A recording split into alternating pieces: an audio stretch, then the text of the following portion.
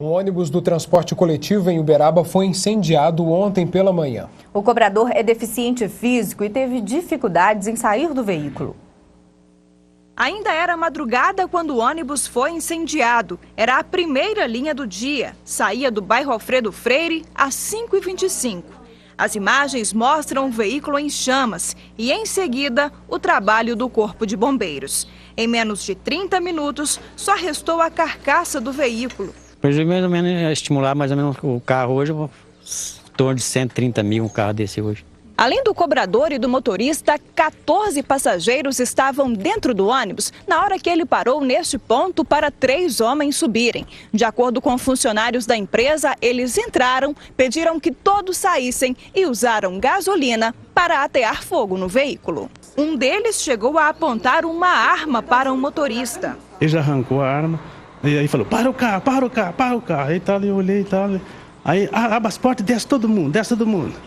A bronca nossa não é com vocês não, nós não queremos com vocês não. A bronca nossa é contra o patrimônio público. O motorista escapou sem queimaduras, mas com algumas bolhas nas mãos. Ele conseguiu sair do ônibus, mas voltou ao veículo para ajudar o cobrador, que é deficiente físico. Eu vi ele caído lá na catraca. Aí, e o cara gritando, desce, cobrador, desce, cobrador, desce. Mas como é que ele desce, Tadinho? Aí então o cara saiu correndo, aí eu fui lá, peguei ele, saí arrastando ele e tirei para fora. Pela manhã ainda era possível ver fumaça no local. Os moradores da região estão assustados. A gente fica com medo, né? Até de entrar no ônibus sossegado, a gente perdeu até a paz, né? O cobrador do ônibus teve ferimentos leves na perna, passou por atendimento médico ainda pela manhã e foi liberado. E uma empresa de ônibus de viagem no bairro São Benedito, em Uberaba, foi alvo de bandidos nesta madrugada. De acordo com a Polícia Militar, 3 homens fizeram um funcionário refém e roubaram 6 malotes, com R$ 2.200 em dinheiro. Antes de fugir, os criminosos colocaram fogo em uma sala. A vítima foi encaminhada à unidade de pronto atendimento com ferimentos leves e passa bem.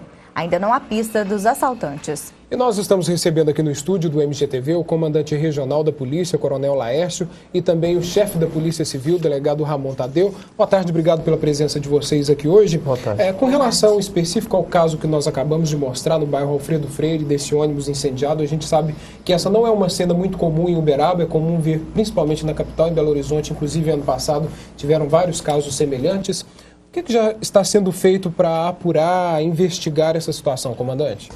Primeiramente, a gente tem que ressaltar que nós temos a consciência, conforme você ressaltou muito bem, que é um fato que até então era atípico e que chama a atenção muito e tem que chamar, obviamente, pela sua repercussão, pela gravidade das instituições policiais. Tanto é que desde ontem nós estamos aí trabalhando assiduamente em torno do fato para que nós possamos dar uma resposta em todos os sentidos à sociedade. Mas em outros locais, em Belo Horizonte, em Minas Gerais, Teófilo Otoni, tivemos fatos semelhantes. Estamos também com essas ocorrências em Florianópolis, né, Santa Catarina, e devido aí à gravidade do fato, repito, nós estamos acompanhando. E teremos ações aí da parte investigativa, que claro, eu solicitaria ao Dr. Ramon que se manifestasse em torno do assunto, e também ações de resposta do policiamento ostensivo por parte da Polícia Militar para fazer frente a essa questão. Mas existe alguma suspeita, se tem ligação, né, igual nessas cidades que o senhor citou, né? Existe alguma suspeita de ligação com presos, né? Como existe nesses outros locais, ou não? É um fato isolado, alguma questão local do bairro? Pergunta para o senhor, Ramon. Bom, nós iniciamos as investigações ontem, através da primeira presença do perito no local, para os primeiros levantamentos. Designamos um delegado, o Dr. Blanco, ele vai ficar encarregado de presidir o inquérito policial, e as investigações encontram-se em andamento. Nós temos algumas informações que não chegaram, os reconhecimentos já foram feitos, as pessoas que estavam dentro de nós estão sendo ouvidas, no sentido de que nos apontem quem seria, né? Quem que seriam esses elementos que fizeram esse ato de vandalismo, no nosso entendimento. Posteriormente, aí nós podemos, então, fazer considerações a respeito da motivação e até de possíveis atos aí que venham a ser vinculados a qualquer outro tipo de ação contra o poder público, né? Seria leviano a nossa parte antecipar alguma coisa, mesmo porque a investigação demanda uma série de atos. E é importante que nós tenhamos uma resposta pronta da comunidade com a maior brevidade possível.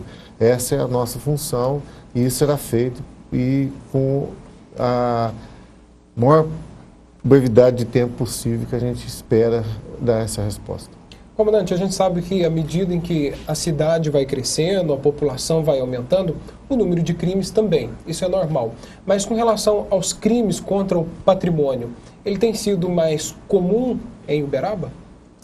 Olha, César, a gente sempre tem que tratar essa questão com muita inteligência, sabedoria, mesmo porque sempre que a gente diz aqui ao vivo, em outras redes de televisão, rádio, etc., que a situação do crime contra o patrimônio em Uberaba, nos últimos anos, nós tivemos uma redução. O ano que passou, nós tivemos redução, em especial aqueles que nós monitoramos mais, que são os roubos praticados à mão armada ou não, tivemos redução de 15%, e janeiro deste ano, em relação a janeiro do ano passado, também tivemos redução.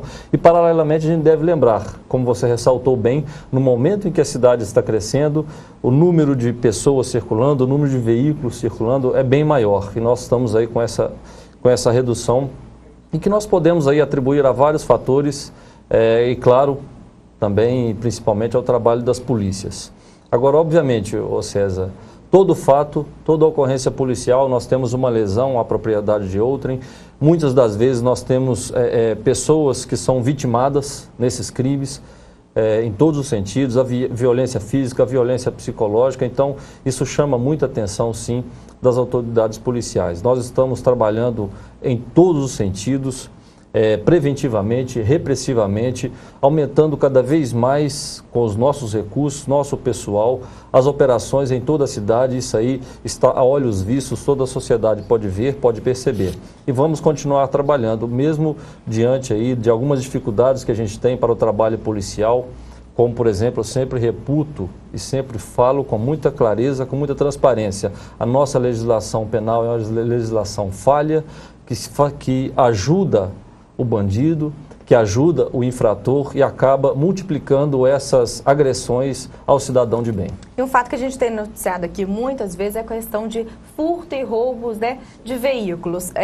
Muitas vezes, né, principalmente durante o fim de semana, perto de teatros, de locais de eventos, mas não é só. Então, como que está esse patrulhamento em relação a isso? E a investigação também, delegado Ramon, porque acho que foi semana passada, tinha uma ocorrência em que uma pessoa, né, um homem estava passando em frente a uma oficina e viu a caminhonete parecida com a dele. Quando entrou lá, a caminhonete estava sendo já desmontada. Aí o dono da oficina falou assim, não sabia, me pediram para trocar isso e aquilo. Então, assim, é uma coisa que está se tornando muito... A polícia tem localizado alguns veículos, muitas vezes, assim, depenados, mas é uma situação que as pessoas ficam preocupadas de não poderem sair, deixar o carro e, em questão de poucos minutos, ele ser levado.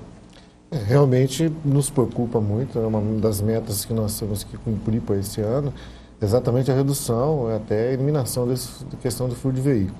A maioria dos veículos que estão sendo subtraídos aqui em Uberaba, eles estão sendo recuperados, como você coloca, alguns já depenados, outros intactos, né? A maioria são recuperados, não fica um percentual muito pequeno daqueles que realmente desaparecem como um todo.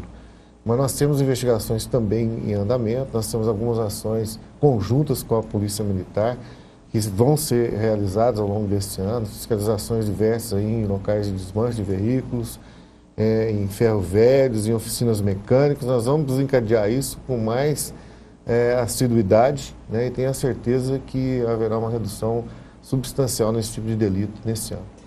E é importante ressaltar, paralelamente ao que disse o Dr. Ramon, né, nós temos sim um planejamento muito interessante para ser executado em torno desses crimes, e a Polícia Militar tem o georreferenciamento, os locais onde nós temos uma maior incidência, maior ocorrência desses crimes, principalmente de furto de veículos, que o número é elevado. Isso é uma preocupação muito grande por parte da Polícia Militar. Então, nós temos aí realmente um planejamento para intensificar ações, Vanessa, para que a gente possa proporcionar, como disse muito bem o Dr. Ramon, a redução desses delitos. O comandante, tem a questão também que a população tem que ficar atenta de não comprar essas peças, né, de ferro velho, que podem ser frutos de contrabando, né, de desmanche, porque isso acaba estimulando, né, o comércio ilegal. Na verdade, são essas ações, vamos dizer assim, que como você disse muito bem, que incentivam, que estimulam a prática desse tipo de crime, porque determinado crime só acontece se tivermos a população favorecendo, vamos dizer assim, auxiliando para que esse crime aconteça. Inclusive, a gente sempre ressalta nas atitudes preventivas que o cidadão pode adotar em relação ao seu veículo. Lógico, muitas das vezes o crime acontece sem que o cidadão tenha favorecido, sem que ele tenha ajudado, mas existem muitas atitudes no dia a dia que aqui infelizmente não dá para a gente tecer detalhes, mas que o cidadão pode adotar medidas de autoproteção para ajudar no trabalho da polícia. A gente agradece a presença de vocês aqui hoje, pelos esclarecimentos. Boa tarde.